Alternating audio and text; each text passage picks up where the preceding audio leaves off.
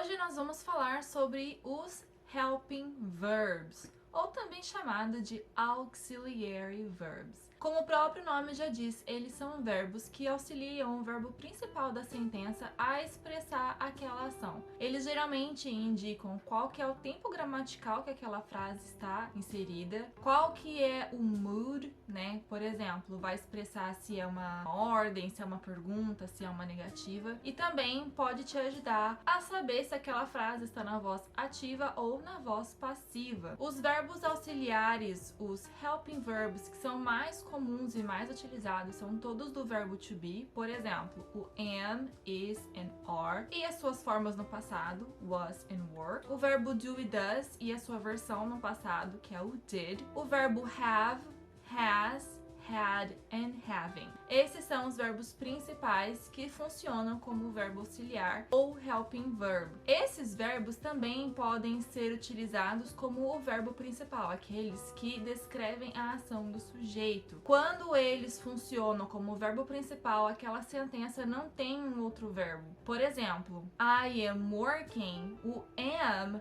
ele é um verbo auxiliar. Se eu falo I'm 30 years old, quer dizer que o am, nesse caso, ele é o nosso verbo de ação, ele é o nosso verbo principal. Sempre depois de um verbo auxiliar, nós temos um outro verbo. Sim. Então, quando o verbo ele se comporta de forma auxiliadora, a próxima palavra é um verbo. Então, I am working, o am, verbo auxiliar, e o working é o nosso verbo principal, porque ele está descrevendo a ação do nosso sujeito, que no caso sou eu. Por que eu devo saber sobre verbo auxiliar?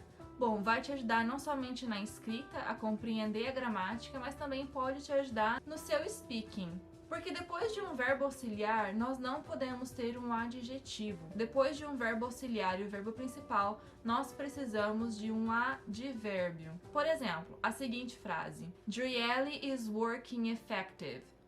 Tá errado, porque o effective, ele é um adjetivo e ele deveria ser um advérbio. Então, qual seria a frase correta? Driele is working effectively. Então, a Adriele está trabalhando de forma efetiva, eficaz. Então, depois que nós temos um verbo auxiliar, mais o verbo principal, nós precisamos de um advérbio e não de um adjetivo. O verbo auxiliar am, por exemplo, ele indica que o tempo gramatical é o presente continuous. Por exemplo, Driele is teaching. Então, nós temos o verbo auxiliar mais outro verbo principal com um ing.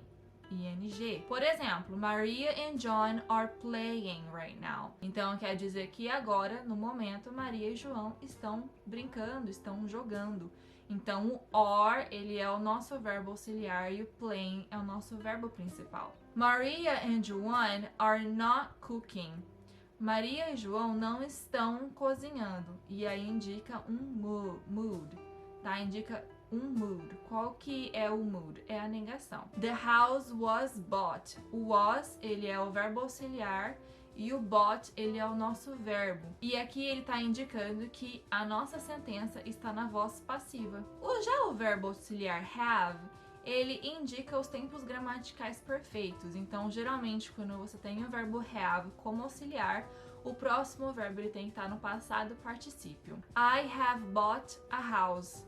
O bought, ele é o nosso verbo principal e ele está no passado particípio. O have, ele é o nosso verbo auxiliar.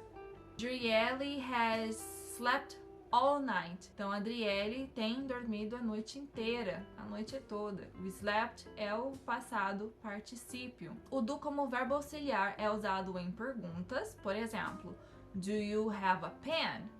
Ou ele pode ser utilizado em negativas.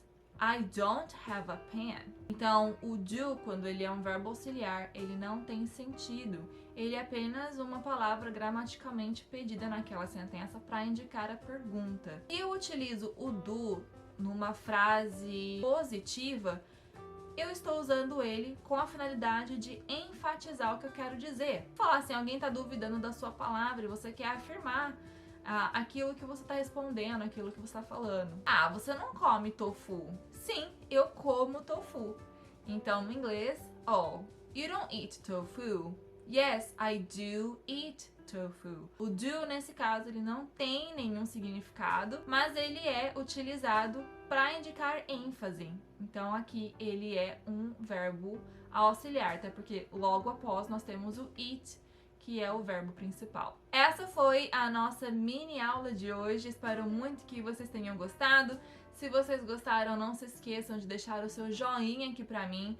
Não se esqueçam de comentar. Comenta que é um amigo que gostaria de aprender inglês e ele pode aprender de forma gratuita. Se você não é um seguidor, não se esqueça, me segue aqui pra te aprender inglês, tá bom? Um grande beijo, eu te vejo no próximo vídeo. Até mais!